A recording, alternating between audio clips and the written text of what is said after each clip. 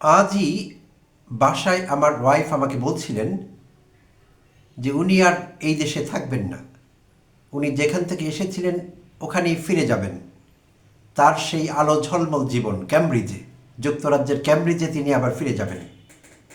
যিনি Cambridge medical স্কুলে medical স্টুডেন্টদের পড়াচ্ছিলেন এবং সুপারভাইজার হিসাবে কাজ করছিলেন, আর পড়াশোনা করেছিলেন অক্সফোর্ড থেকে, এভিডেন্স বেসড মেডিসিনে মাস্টার্স করেছিলেন।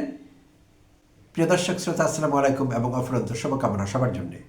নিশ্চয়ই আপনারা ইতিমধ্যে আজ করে ফেলেছেন কার কথা বলছি। তাসনিম জারা, ঢাকা ৯ থেকে নির্বাচন করে যিনি গতকাল হেরে গিয়েছেন বিএনপি প্রার্থী হাবিবুর রশিদ হাবিব সাহেবের কাছে। তাসনিম জারার কথা বলছিলাম। তো তাসনিম জারা ঢাকা ৯ আসন থেকে নির্বাচন করেছেন, এইটি তো সবাই জানেন। নানা কারণে তাসনিম জারা নামটি এই মুহূর্তে বাংলাদেশে জানেন না এমন সচেতন লোকের সংখ্যা বোধহয় কম আছে বা নেই।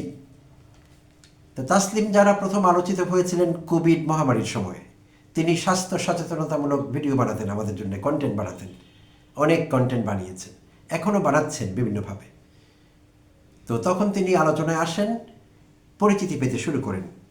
আর জুলাই অভ্যুত্থান পরবর্তী সময়ে ছাত্র তরুণদের যে দলটি এনসিপি বা জাতীয় নাগরিক পার্টি, সেই নাগরিক পার্টিতে তিনি এনসিপিতে যুক্ত হন আনুষ্ঠানিকভাবে জ্যেষ্ঠ যুগ্ম সদস্য সচিব হিসেবে, এবং তার হাজব্যান্ড খালিদ সাইফুল্লাহ তিনিও একটি গুরুত্বপূর্ণ পদে একই পার্টিতে যোগদান করেন। তো তারা দুজনই বেশ আলোচিত ব্যক্তিত্ব। তাসনিম জারা মেডিকেল ফিল্ডে আর তার হাজব্যান্ড খালিদ সাইফুল্লাহ তিনি লিগাল ফিল্ডে, তিনি একজন আইনজীবী মূলত, এবং তাদের একটি সহায় হেলথ নামে একটি অ্যাপ আছে, একটি স্বাস্থ্য কার্ড প্ল্যাটফর্ম আছে স্বাস্থ্য বিষয়ক, যেখানে বাংলাদেশের নারীরা উপকৃত হয়ে থাকেন, স্বাস্থ্য বিষয়ক সেবা সেখানে পেয়ে থাকেন। তাসনিম জারার ৭২ লক্ষ ফলোয়ার্স আছেন ফেসবুকে, এবং সব ডিজিটাল প্ল্যাটফর্ম মিলিয়ে ১,৩০,০০,০০০ লোক তাকে ফলো করেন, বিশাল ব্যাপার। তো সেই তাসনিম জারা যখন ঢাকা ৯তে নির্বাচন করছিলেন, শুরুতে তিনি এনসিপির হয়ে নির্বাচন করবার কথা ছিল, প্রস্তুতিও সেভাবে ছিল। বাট এনসিপি যখন জামায়াত জোটে যোগ দিল, তখন তিনি তার নিজস্ব চিন্তা থেকে এনসিপি ছেড়ে দেন এবং স্বতন্ত্রভাবে নির্বাচন করবার সিদ্ধান্ত নেন, সেটিও আপনারা জানেন। এবং ঢাকা ৯ আসন থেকে সেটি হচ্ছিল। তার বিপরীতে সেখানে ছাত্র দল থেকে বিএনপি থেকে প্রতিদ্বন্দ্বিতা করছিলেন বিএনপি নেতা হাবিবুর রশিদ হাবিব। তিনিও একজন সজ্জন ব্যক্তি বলে পরিচিত এলাকায়, এবং তিনি পাশ করেছেন। তো তাসনিম জারা নানা কারণে ঢাকা ৯কে আলোচনায় নিয়ে এসেছিলেন। তার নির্বাচনী প্রচারণা কৌশল, যেটি তিনি বিভিন্ন সময় উল্লেখ করেছেন যে তিনি প্রচলিত নিয়ম ভাঙবেন। তিনি বলেছেন, যেমন একটি মিথ প্রচলিত আছে যে পেশি শক্তি না দেখালে, শোডাউন না করলে, মাইকিং না করলে, লাউড স্পিকার ব্যবহার না করলে, পোস্টার দিয়ে সব কিছু ছেয়ে না ফেললে নির্বাচন হয় না। তিনি বলছিলেন যে আমি এগুলো থেকে দূরে থাকব, এবং ঠিকই তিনি দূরে থেকেছিলেন। আমাদের মনে আছে তার ফান্ড রেইজিং উপলক্ষটি, বা যেটিকে আমরা ক্রাউড ফান্ডিং বলি। তিনি কয়েক ঘন্টার মধ্যে তার সেই কাঙ্ক্ষিত অ্যামাউন্ট, যে অ্যামাউন্টটি তার নির্বাচন করতে লাগত, ৪৭ লক্ষ টাকা তিনি তুলতে পেরেছিলেন। এবং একটি সময় তিনি তার সেই টাকা তুলবার জায়গাটি বন্ধ করে দেন, সোর্স বন্ধ করে দেন। তিনি বলেন, আমার টাকার প্রয়োজন নেই, পর্যাপ্ত টাকা আমার যা লাগে সেটি হয়ে গিয়েছে। আরও অনেকে টাকা দিতে চেয়েছিলেন, দেয়া হয়নি। আমার ওয়াইফও টাকা দিতে চেয়েছিলেন, দেরি হয়ে গেছে, ততক্ষণে আমরা দিতে পারিনি। আচ্ছা, তো তাসনিম জারা এইভাবে আলোচনায় এসেছিলেন। আর তখন এটি নিয়ে অনেকে বিতর্ক করবার চেষ্টা করছিলেন। তিনি এনসিপি ছেড়ে দিলেন, তিনি এনসিপি নেত্রী হিসাবে লোকেরা তাকে টাকা দিলেন, সেই টাকা কিভাবে ফেরত পাবে, এরকম জটিল জটিল প্রশ্ন অনেকে করা শুরু করেছিলেন। তার আগেই কিন্তু তিনি ব্যাখ্যা দিয়েছিলেন, যারা টাকা ফেরত চান তিনি এনসিপি ছেড়ে দেওয়ার কারণে তারা টাকা পেতে পারবেন কিভাবে, তিনি স্বচ্ছতার সঙ্গে সেটি মেনটেন করেছেন। তো তাসনিম জারা তার নমিনেশন আটকে গিয়েছিল, প্রথমে অ্যাপিল করে তিনি সেটি উদ্ধার করেন, তার নমিনেশন ফেরত পান, অবশেষে নির্বাচনও তিনি করেন। তা আমরা দেখেছি বিভিন্ন সময়ে ভিডিওতে ভাইরাল হয়েছে বিষয়গুলো। সেখানকার গৃহবধূরা, মেয়েরা, স্কুল কলেজের ছেলেরা, বিভিন্ন বয়সী তরুণ তরুণীরা কীভাবে উচ্ছ্বাস প্রকাশ করেছিলেন তাসনিম জারা নির্বাচিত হবেন এই আশ্বাসে, এবং তিনি তার নির্বাচন তারা করছিলেন নিজের থেকে স্বতঃস্ফূর্তভাবে। এবং তাসনিম জারা গত 25 জানুয়ারি ঘোষণা দিয়েছিলেন ফেসবুকে যে তার কিছু ভলান্টিয়ার দরকার, 30,000 স্বেচ্ছাসেবক দরকার যারা তার হয়ে নির্বাচনী প্রচারাভিযান চালাবেন। তো অল্প সময়ের মধ্যে 20,000-এর মতো তিনি স্বেচ্ছাসেবক পেয়ে গিয়েছিলেন, যারা নিজের খরচে, নিজের সময়ে, নিজের পরিশ্রমে তাসনিম জারার জন্যে পরিশ্রম করছিলেন, খাটছিলেন, ঘরে ঘরে যাচ্ছিলেন, ভোট প্রার্থনা করছিলেন।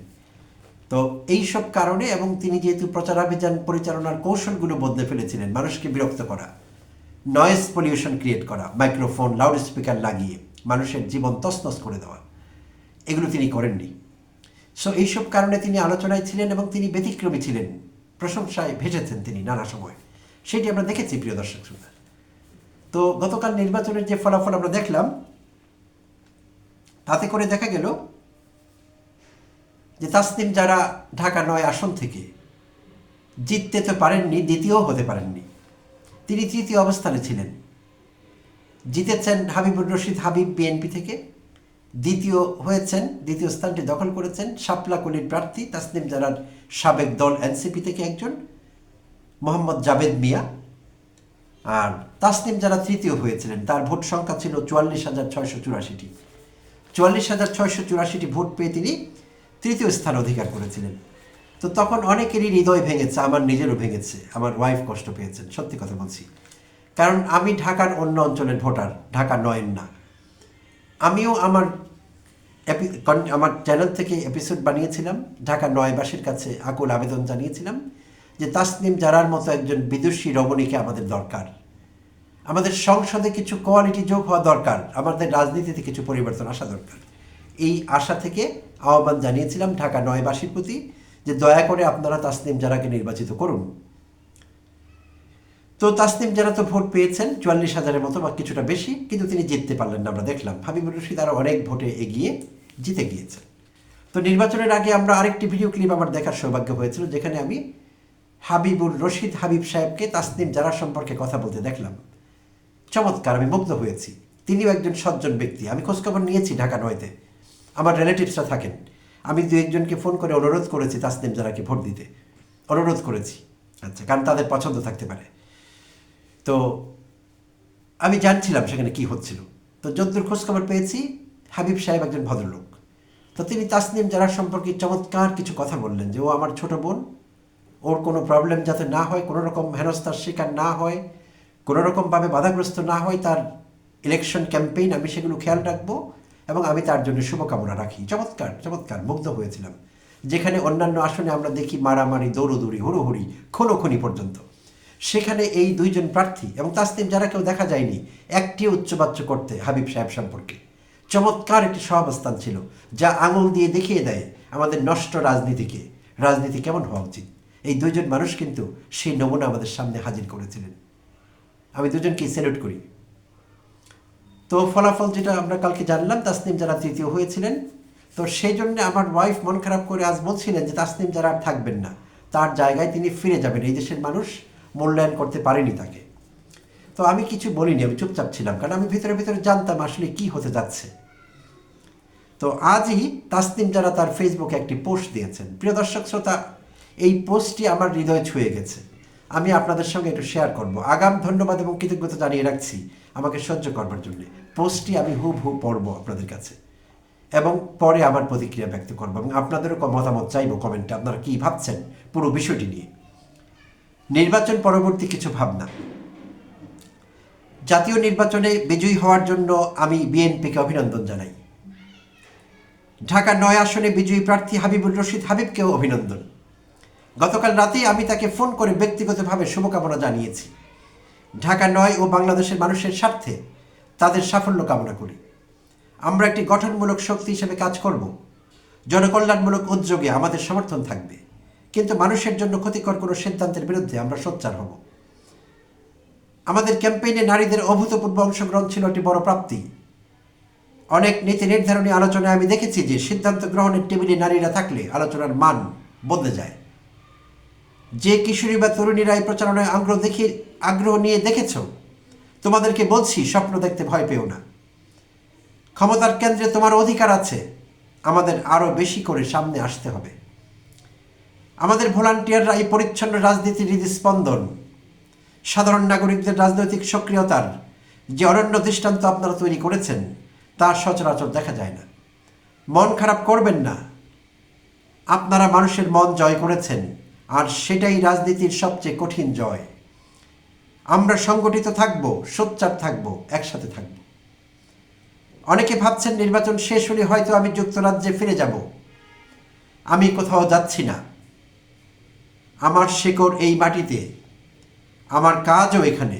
একটি মাত্র নির্বাচনের জন্য আমরা এই পথ চলা শুরু করিনি। আমাদের লক্ষ্য রাজনৈতিক সংস্কৃতির পরিবর্তন। এটি দীর্ঘ পথ, আর আপনাদের সঙ্গে এই পথ চলা আমার জন্য সম্মানের। আমরা প্রমাণ করেছি পরিচ্ছন্ন প্রচারণায় মানুষের হৃদয় জয় করা যায়। তবে আমাদের সীমাবদ্ধতা স্পষ্ট হয়েছে। পরিচ্ছন্ন রাজনীতি টিকে থাকতে হলে তাকে শক্তিশালী হতে হবে। নির্বাচনের দিনে প্রতিটি বুথে সাহসী পুলিং এজেন্ট এবং কেন্দ্রের বাইরে সচেতন নাগরিকদের উপস্থিতি গুরুত্বপূর্ণ।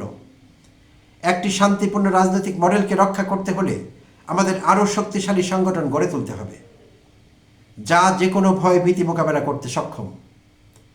6. আজকের দিনটি সম্ভব হতো না যদি জুলাইয়ের অকুতোভয় যোদ্ধারা রাজপথে বুক পেতে না দাঁড়াতেন। গণতন্ত্রের যে স্বাদ আমরা পাচ্ছি তা তাদের অকল্পনীয় আত্মত্যাগের ফসল।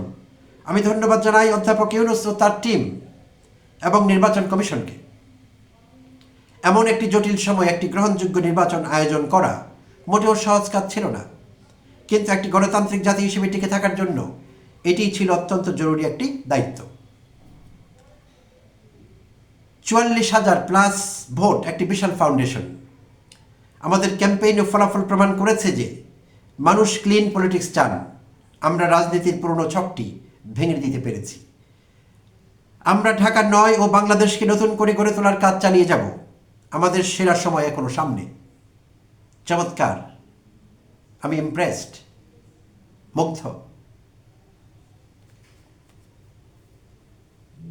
প্রিয় দর্শক শ্রোতা, আপনাদের মতামত জানাতে ভুলবেন না। এই তরুণ নেত্রী সম্পর্কে আপনাদের কী ভাবনা, আপনারা কী ভাবছেন?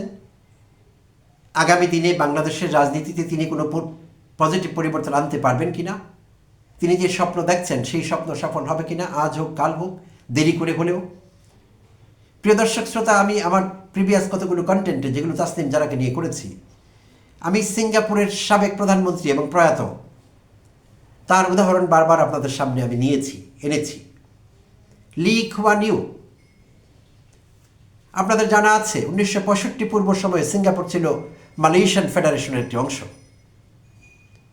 65-তে সিঙ্গাপুর আনুষ্ঠানিকভাবে স্বাধীন হয়ে যায়। আর 59 সাল থেকে সিঙ্গাপুরের প্রধানমন্ত্রী ছিলেন লি কুয়ান ইউ।